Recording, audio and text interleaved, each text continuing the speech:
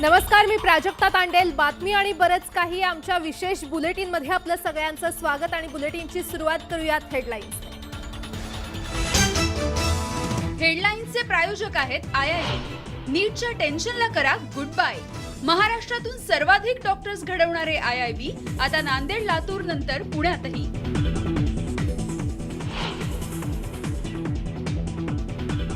बिहारप्रमाणे महाराष्ट्रातही जातनिहाय जनगणना व्हावी, राष्ट्रवादी काँग्रेसच्या बैठकीत मागणी.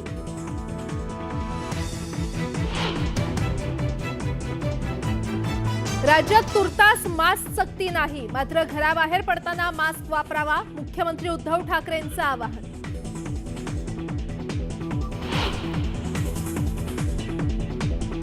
कारण सांगत बसू नका, औरंगाबादमधील पाणी प्रश्नावर तातडीनं मार्ग काढा, मुख्यमंत्री उद्धव ठाकरेंनी अधिकाऱ्यांना खडसावलं.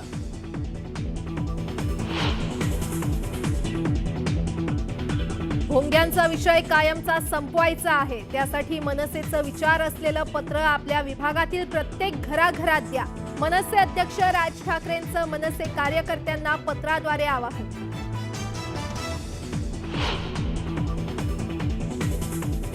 अहमदनगर जिल्ह्याचं नाव बदलून अहिल्यानगर करा, गोपीचंद पडळकरांची मुख्यमंत्र्यांकडे पत्राद्वारे मागणी. तर राज्यात नामांतरापेक्षाही अनेक महत्त्वाचे विषय, अजित पवारांची प्रतिक्रिया.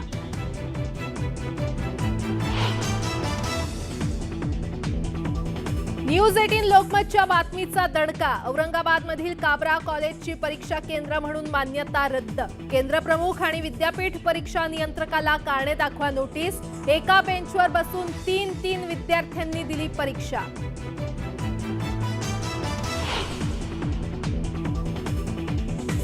$100 कोटींच्या कथित वसुली प्रकरणी अनिल देशमुखांसह दोघांविरोधात सीबीआयकडून आरोपपत्र दाखल. सचिन वाझे माफीचा साक्षीदार झाल्यानंतर आरोपपत्र दाखल.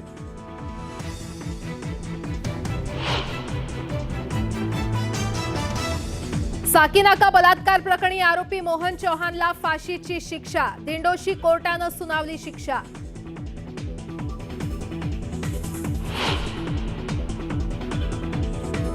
कोल्हापूर जिल्ह्यात वादळी वाऱ्यासह तुफान पाऊस, काही ठिकाणी गारपीट, फळबागांसह भाजीपाल्याला फटका.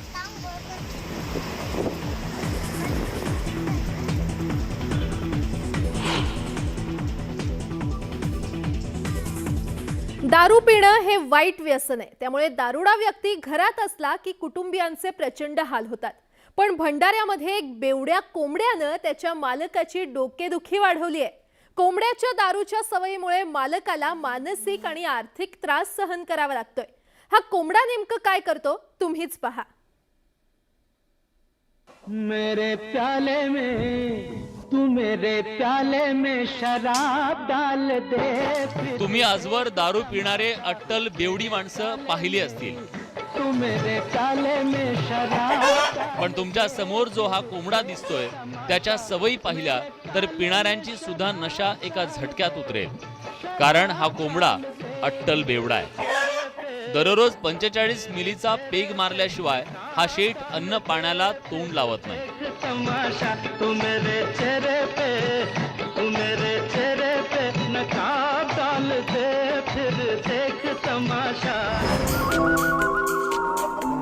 भंडारा शहराजवळच्या पिंपरी पुनर्वसन गावातील रहिवाशी भाऊ कातोरे शेतकरी आहेत. इंग्लिश दारूची क्वार्टरमधून वाटीत दारू ओतणाऱ्या कातोरेंची ही बैठक स्वतःसाठी नाहीये, तर त्यांच्या एका कोंबड्यासाठी कातोरे पेग भरतायत.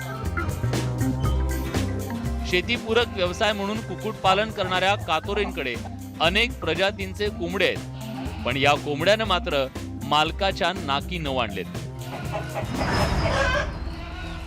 मागील वर्षी कोंबड्यांवर मरी रोग आला. मरी रोगामुळे या कोंबड्याने दाणा पाणी सोडलेलं. काही जणांच्या सांगण्यावरून कातोरेंनी काही महिने या कोंबड्याला मोहफुलाची देशी दारू पाजली.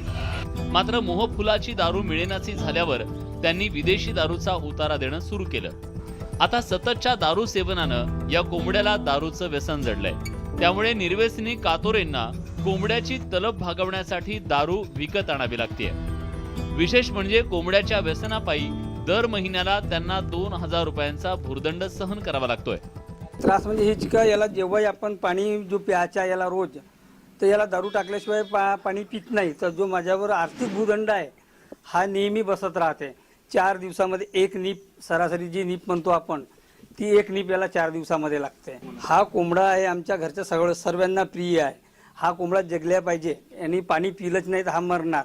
म्हणून याला आम्ही कोणी हालतीत आपलं आर्थिक भूदंड बसवून याच्यासाठी दारूची नीप आणून ठेवायची लागते घरी. कोंबड्याच्या या व्यसनानं भाऊ कातोरे चांगलेच चिंतेत सापडलेत. आपल्या प्रिय कोंबड्याचं दारूचं व्यसन सुटावं यासाठी ते पशुवैद्यकीय दवाखान्यात पायपीट करतायत. त्या व्यसनामुळे ते खूप परेशान आहेत की हा निर्व्यसनी झाला पाहिजे. म्हणून या कोंबड्याला ते बऱ्याचशा डॉक्टरकडे, पशु वैद्यकीय डॉक्टरांकडे त्यांनी दाखवला. जनरल हॉस्पिटलमध्ये, आमच्या भंडारा जनरल हॉस्पिटलला खूप मोठं हॉस्पिटल आहे, तिथं पण दाखवला. तर डॉक्टरांनी हीच सल्ला दिलं की यांचा डोज, कोंबड्याचा डोज हा थोडा कमी करा. दुसरीकडे पशुवैद्यकीय अधिकारी मात्र कोंबड्याच्या या व्यसनामुळे निश्चिंत आहेत.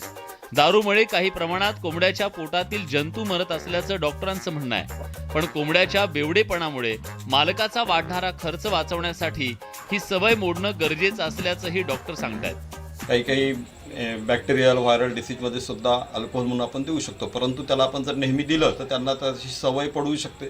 ही एक प्रकारची ॲडिक्शन म्हणता येईल त्याला, आहे की नाही, अशी सवय त्याला पडलेली असेल. त्याला ते देऊ नये, आहे की नाही, किंवा कमी करावं प्रमाण, आणि किंवा त्याच्यासारखं स्मेल येणारं, आहे की नाही, दुसरी एखादी मेडिसिन, एखादी लिव्हर टॉनिक जर आपण त्याला सुरू केलं तर ते ठीक होईल.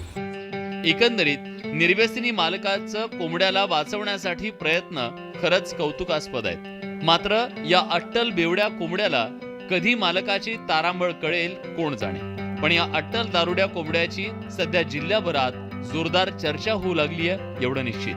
नेहाल भुरे, न्यूज 18 लोकमत, भंडारा.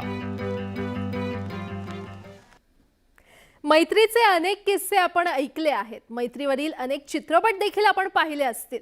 मात्र फिल्मी वाटणारी पण प्रत्यक्षातली मैत्री आता आपण पाहणार आहोत. आणि ही मैत्री आहे ती चक्क माणूस आणि पक्षाची. पाहूयात.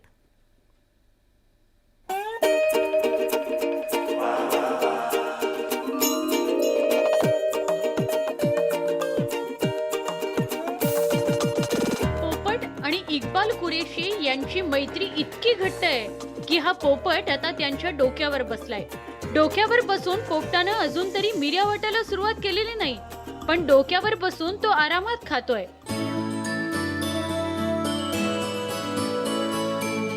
हा पोपट कशी पप्पी देतो ते आता पहा.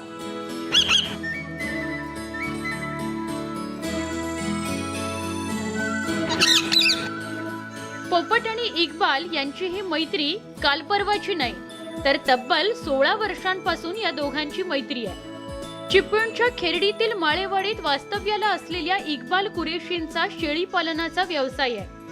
16 वर्षांपूर्वी जंगलात शेळ्या चरण्यासाठी गेले असताना इक्बाल यांना पोपटाचं पिलू धडपड करताना दिसलं. सुरुवातीला पिलू जवळ येत नव्हतं, मात्र आता हे पिलू इक्बाल यांना सोडतच नाही. बाईकवरून जात असतानाही खांद्यावर पोपट हक्कानं बसतो. जिथे जिथे इक्बाल कुरेशी जातात तिथे तिथे पोपट महाशय त्यांच्या सोबत असतात. त्याला ठेवणं बिवणं हा विषयच नाही.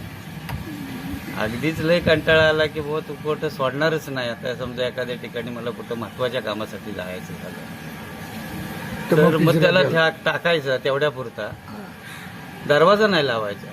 मग तो समजतो काहीतरी काम आहे म्हणून मला आत टाकलं, आणि नंतर त्याला सोडायचं. मग काय त्याच्या मनानंच घरात थांबलं, मी असलो घरात की घरातच बसून राहणार. म्हणजे इक्बाल गनी कुरेशी यांनी त्याला कधीही बंद केलेलं नाही पिंजऱ्यात, कधीही त्यांनी डांबून ठेवलेलं नाही. तो जेवायला बसला की तो पोपट जेवायला बसतो. तो गाडीला किक मारली की त्या गाडीवरती जाऊन उडून जाऊन बसतो. आपण जरी हात लावायला गेलो तर आपल्या जवळ येत नाही. इक्बाल कुरेशी यांनी गाडी सुरू केली की पोपट न चुकता त्यांच्या खांद्यावर येऊन बसतो आणि दोघांचा प्रवास सुरू होतो. हॉटेल असो की वर्दळीचं कुठलंही ठिकाण, पोपट सावलीप्रमाणे त्यांच्या सोबत असतो. महापुरातही पोपटानं कुरेशींची साथ सोडली नाही आणि त्यामुळेच या दोघांची अनोखी मैत्री चर्चेचा विषय आहे. स्वप्नील घागसह bureau report, news 18 Lokmat, Chiplun.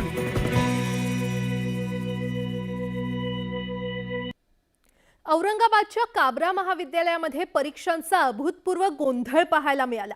परीक्षेसाठी एकाच बेंचवर 3 विद्यार्थ्यांना बसवत पूर्ण वर्गात विद्यार्थ्यांना अक्षरशः गुरांसारखं कोंबलं होतं. विद्यापीठाच्या भोंगळ कारभाराचा पर्दाफाश करणारा न्यूज 18 लोकमतचा हा खास रिपोर्ट.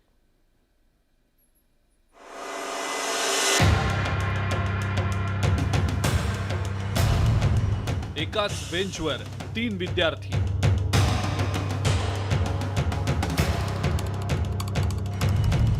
विद्यार्थी मिळून एक प्रश्नपत्रिका. परीक्षा की विनोद?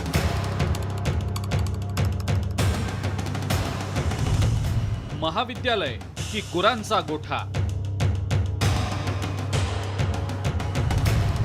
विद्यार्थ्यांच्या भवितव्यासोबत अक्षम्य हेळसांड. औरंगाबादच्या काबरा महाविद्यालयातली ही दृश्य पाहून जर तुम्हाला वाटत असेल की ही मुलं लेक्चरला बसलेली आहेत तर तुम्ही चुकीचा विचार करत आहात. ही मुलं लेक्चरला नाही तर परीक्षेला बसली आहेत. मग तुम्ही दोघं कसं सोडता? ओढाओढी करताय का प्रश्नपत्रिका? नाही, आन्सर बघून आन्सर सोडतोय. दोघं अंडरस्टँडिंग दाखवताय तिघही. बरं मला एक सांगा, तिघे एकमेकाचं बघून लिहिताय की नाही? या सगळ्या भोंगळ कारभाराचं खापर महाविद्यालयानं विद्यापीठ प्रशासनावर फोडलंय. ऐन वेळेला विद्यार्थी संख्या वाढल्याचा आरोप महाविद्यालयाच्या ट्रस्टींनी केलाय. कालपर्यंत माझ्याकडे 466 विद्यार्थ्यांची यादी आहे. त्याची परिपूर्ण तयारी केलेली आहे. आज सकाळी 8:36 माझ्याकडे 700 विद्यार्थी वाढले. त्याच्यात 200 विद्यार्थी मिसिंग होते, ज्यांचे नंबरच नाही विद्यापीठाच्या लिस्टमध्ये, मात्र त्यांच्याकडे हॉल तिकीट आहे. मग हे 200 विद्यार्थ्यांचं करायचं काय? पण एकाही विद्यार्थ्याला आपण बाहेर घालवलेलं नाही. एकाच बेंचवर बसून परीक्षा देताना विद्यार्थ्यांचे अतोनात हाल होत होते. त्यात विजेचा खेळखंडोबा सुरू असल्यानं विद्यार्थी घामाघूम झाले होते. महाविद्यालयानं परीक्षेदरम्यान किमान पिण्याचं पाणी तरी उपलब्ध करून द्यायला हवं होतं असा आरोप विद्यार्थ्यांनी केलाय. पोरांना बसायला जागा नाही व्यवस्थित, तिघं बसायला एका बेंचवर, प्यायला पाणी नाही, हे गरमी होईल पुरे. सकाळी 8 वाजेपासून आलेलो आहे, भूक लागलेली आहे, तर काहीच नाही, व्यवस्था नाही, काही नाही, पाणी नाहीये, गरमी लागली, लाईट पण घडी घडी येऊ जाऊ कर लागली. या सगळ्या भोंगळ कारभारावर न्यूज 18 लोकमतनं उच्च आणि तंत्रशिक्षण मंत्री उदय सामंत यांची प्रतिक्रिया जाणून घेतली. हा सगळा प्रकार धक्कादायक असल्याची प्रतिक्रिया उदय सामंत यांनी दिली. आपल्या चॅनलवरनं काबरा कॉलेजच्या संदर्भातली बातमी स्वतः बघतोय आणि अतिशय धक्कादायक ही बातमी आहे. मी आताच आमचे सहसंचालक जे आहेत त्या विभागाचे, त्यांना मी सूचना दिलेली आहेत की याची सविस्तर चौकशी होऊन याला जो कोण जबाबदार असेल त्याच्यावर कारवाई झाली पाहिजे. कारण शेवटी विद्यापीठ आणि महाविद्यालय यांच्यामध्ये समन्वय असला पाहिजे.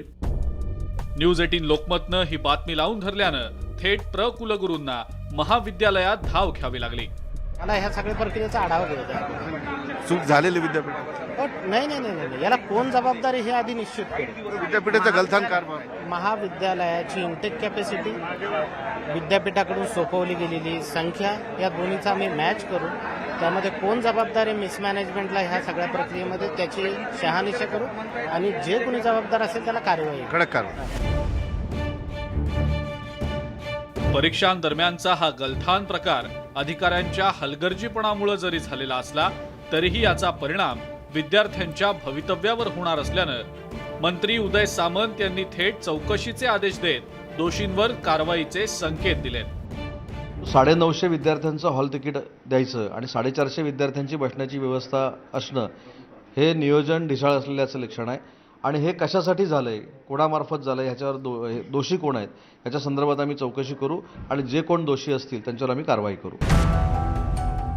आरोग्य भरती MPSC परीक्षांमध्ये झालेला सावळा गोंधळ उभ्या महाराष्ट्रानं पाहिलाय. मात्र यातून काहीही बोध राज्य सरकार किंवा विद्यापीठांनी घेतलेला दिसत नाही. भलेही राज्य सरकार दोषींवर कारवाई करतील, पण त्यामुळं विद्यार्थ्यांचं झालेलं नुकसान निश्चितच भरून निघणार नाही. डॉक्टर बाबासाहेब आंबेडकर मराठवाडा विद्यापीठाच्या परीक्षा विभागानं आजपर्यंत अनेक गोंधळाचे पराक्रम केले. 3 विद्यार्थ्यांमध्ये एक प्रश्नपत्रिका देऊन या पराक्रमामध्ये अजूनही आज भर केली. 200 विद्यार्थी जे केंद्राच्या रडारवर नव्हते, विद्यापीठाच्या रडारवर नव्हते. ते आले कुठून हा आता विद्यापीठासाठी संशोधनाचा विषय आहे. सुधीर जाधवसह सिद्धार्थ गोदाम, न्यूज 18 लोकमत, औरंगाबाद. वळूयात पुढच्या बातमीकडे. वैद्यकीय क्षेत्रासाठी राष्ट्रीय ग्राहक आयोगानं एक महत्त्वाचा निकाल दिलाय. निष्काळजीपणामुळे जन्माला आलेल्या दिव्यांग बालकांच्या पालकांना ₹1.25 कोटी देण्याचा आदेश देण्यात आलाय. 2006 मधील या प्रकरणात नागपूरच्या डॉक्टर दिलीप घिके यांच्या अल्ट्रासाऊंड स्कॅनिंग आणि इमेजिंग केंद्राला दोषी ठरवण्यात आले. नेमकं हे प्रकरण काय आहे जाणून घेऊयात या रिपोर्टमधून.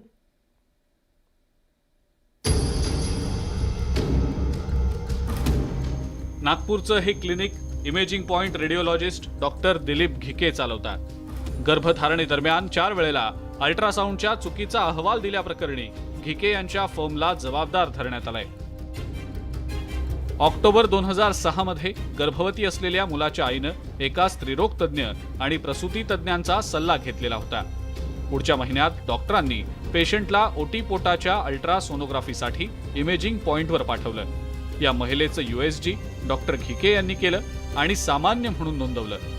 अल्ट्रासाऊंड स्कॅनिंग सेंटरद्वारे आणखी 3 अल्ट्रासाऊंड घेण्यात आले. सर्व USG गर्भाच्या डोक्याच्या, ओटीपोटात आणि मणक्यात कोणतीही स्पष्ट जन्मजात विसंगती नाहीत म्हणून नोंदवले गेले. पण जेव्हा स्त्रीरोग तज्ज्ञांनी निवडक सिझेरियन केले आणि मुलांच्या जन्मानंतर आई आणि सर्व परिचारिकांना स्थूल विकृत नवजात बालक पाहून धक्का बसला. हे सर्व रेडिओलॉजिस्टनं निष्काळजीपणे अल्ट्रासाऊंड केल्यामुळे घडल्याचा आरोप मुलाच्या पालकांनी केलाय.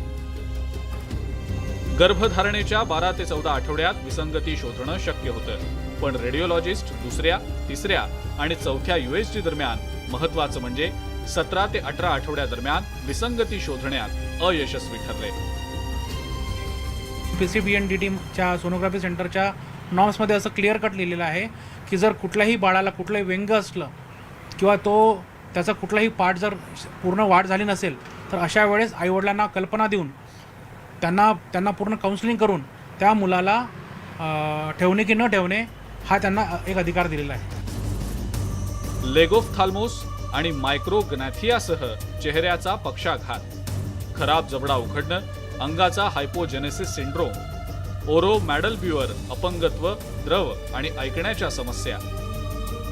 लक्षण असं आहे की जर त्या पेशंटसोबत जर खिलवाड झाला असेल, त्याला जर वेळेवर त्याची कल्पना दिली नसेल की तुमचं भ्रूण खराब आहे किंवा त्या गर्भाची वाढ प्रॉपर होत नाही किंवा अवयव खराब आहे, तर अशा वेळेस कोणताही ग्राहक कंझ्युमर कोर्टात जाऊ शकतो किंवा महाराष्ट्र मेडिकल काउन्सिल चिंचपोकलीला ही डॉक्टर लोकांची डिग्री जी रजिस्टर होते तिथे ती संस्था आहे, त्या मेडिकल काउन्सिल ऑफ इंडियाला पण तुम्ही कंप्लेंट दाखल करू शकता. तिथे डॉक्टरच्या विरुद्ध तुम्ही कंप्लेंट चालते, तिथे तुम्ही कायदेशीर कारवाई करू शकता. मात्र रेडिओलॉजिस्टनं रुग्णाच्या USGच्या अहवालात कोणताही निष्काळजीपणा केलेला नसल्याचा दावा केला. यावर खंडपीठानं रेडिओलॉजिस्टनं सर्व वेळेला फक्त स्तर 1 स्कॅन केल्याचं निरीक्षण नोंदवलं. या प्रकरणात रेडिओलॉजिस्ट स्त्रीरोग तज्ज्ञांवर दोष ढकलत असल्याचंही कोर्टानं म्हटलंय. डॉक्टरांकडून कोणताही रेफरल नसताना काळजी घेत चाचण्या करणं हे रेडिओलॉजिस्टचं नैतिक आणि कायदेशीर कर्तव्य आहे. पण रेडिओलॉजिस्ट त्यांच्या कर्तव्यात अपयशी ठरल्याचं कोर्टानं सांगितलंय. या निर्णयानं रेडिओलॉजी क्षेत्रात काम करणाऱ्या डॉक्टरांच्या मनात भीती पसरली. कुठल्याही डॉक्टरला असं वाटणं हे अत्यंत म्हणजे असं वाटूच शकत नाही की माझ्याकडे आलेला पेशंट हा माझ्याकडनं चुकीचा रिपोर्ट घेऊन जाईल. नंबर 1, प्रयत्न प्रत्येक व्यक्ती हवा तेवढा करतो, परंतु त्यानंतरही काही गोष्टी अशा आहेत ज्या आपल्या हाताबाहेरच्या असू शकतात. असिस्टंटली जर एखादा ऑर्गन आपल्याला हवा तसा दिसत नाहीये तर त्याबद्दलचा सखोल कमेंट करणं कधी कधी कठीण पडतं. हे प्रत्येकाच्याच अनुभवाने प्रत्येकाला माहीत असतं. ह्या लिमिटेशन्स नेहमीच राहणार. 2006च्या तुलनेत आज रेडिओलॉजी क्षेत्र अधिक प्रगत झालेलं असलं तरी अजूनही विज्ञानाच्या काही मर्यादा आहेत. रेडिओलॉजिस्टवर कारवाई होण्याचा हा तसा अपवादात्मक निकाल म्हणता येईल. राष्ट्रीय ग्राहक आयोगाचा हा निकाल एक मैलाचा दगड ठरणार आहे. त्यामुळे यातून सकारात्मक बोध घेत आरोग्य विभागात काम करणाऱ्यांनी अधिक काळजी घेण्याची गरज आहे. तुषार कोहळे, न्यूज 18 लोकमत, नागपूर. घराला कायद्याच्या भाषेत अचल संपत्ती म्हटलं जातं. अचल म्हणजे एकदा बांधलं म्हणजे एकाच जागेवर आहे त्या स्थितीत राहणारं घर. पण औरंगाबादमधल्या एका घर मालकानं अचल संपत्तीची ही संकल्पनाच बदलण्याचा प्रयत्न करत अख्खं घरच जमिनीपासून उखडून वर उचलून ठेवलं. पावसाळ्यात घरात पाणी घुसू नये यासाठी चक्क हाऊस लिफ्टिंगचा हा प्रयोग मराठवाड्यामध्ये पहिल्यांदाच करण्यात आलाय.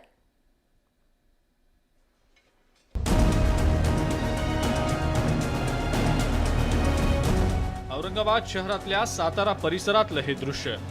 एका खासगी कंपनीत काम करणाऱ्या आनंद कुलकर्णी यांच्या या घरात उताराचा भाग असल्यानं दरवर्षी पावसाळ्याचं पाणी यायचं. त्यामुळेच वैतागलेल्या कुलकर्णी यांनी हाऊस लिफ्टिंगचा अनोखा प्रयोग करत घराची उंची वाढवली आहे. त्यामुळं 250 जॅकच्या मदतीनं कुलकर्णींच्या घराची उंची थोडी नव्हे तर तब्बल 4 फुटांनी वाढली आहे. त्याला साधारणपणे आमचं 2000 स्क्वेअर फूटचं बांधकाम आहे. 230 याप्रमाणे 4-4.5 लाखापर्यंत याचा खर्च येऊ शकतो. आणि घर पाडून मानला घर पाडून जर करायचं असेल तर साधारणपणे 15-20 लाख रुपये खर्च आला असता आणि तो खूप खर्चिक असल्यामुळे कमी खर्चात आणि पूर्णपणे सुरक्षित हे काम होत आहे आणि सर्व गोष्टी चालू आहे व्यवस्थित, त्यामुळे काही प्रॉब्लेम नाही. तुम्ही बघू शकता आतापर्यंत आमचं 3 फुटापर्यंत घर चढलेलं आहे आणि त्याच्यामुळे आमच्या घराला काहीही धोका झालेला नाही. जेव्हा की आम्ही खूप वैतागलो होतो पाण्यामुळे, अक्षरशः माझ्या मुलीला त्या खराब पाण्यामुळे डेंग्यू पण झालेला आहे आणि ह्या सगळ्याचा सामना करून आम्ही इतके वैतागलो होतो, तर हा पर्याय आम्हाला खूप चांगला वाटला आणि तो आज तुम्ही बघितल्याप्रमाणे सक्सेसफुल पण होत आहे. पावसाळा सुरू होताच गल्लीतलं पाणी थेट घरात येत असल्यानं कुलकर्णींना मोठा मनस्ताप सहन करावा लागत होता. घर तोडून पुन्हा बांधणं सुद्धा खूप खर्चिक असल्यानं तेही शक्य नव्हतं. दरम्यान युट्यूबवरून त्यांना हरियाणामध्ये काही जण घर जॅकच्या सहाय्यानं उचलून देत असल्याचं समजलं. त्यामुळे कुलकर्णी यांनी त्यांच्याशी संपर्क केला. त्यानंतर 5 मे रोजी 250 जॅकच्या मदतीनं 2000 स्क्वेअर फुटांचं घर प्रत्यक्षात उचलण्याचं काम सुरू झालं. उसके यहाँ पे आके हम लोग इस बिल्डिंग को उठाए. जैसे कि आप देख रहे हैं बिल्डिंग को बिल्कुल सेफ है और कोई कहीं पे भी कोई प्रॉब्लम नहीं है. तो इस बिल्डिंग को जो फ्लोरिंग डैमेज करके फिर उसके बाद जो है ना जैक लगा के इसको उठाए और 4 मंजिल तक जो है ना बिल्डिंग को उठाते हैं. बिल्कुल फुल गारंटी के साथ उठाते हैं. नवीन घर बांधायला प्रति चौरस फुटासाठी हजारो रुपयांचा खर्च येतो. दुसरीकडे हाऊस लिफ्टिंगच्या सहाय्यानं घर उचलल्यास प्रति चौरस फुटाचा खर्च सरासरी 230 रुपये इतका आहे.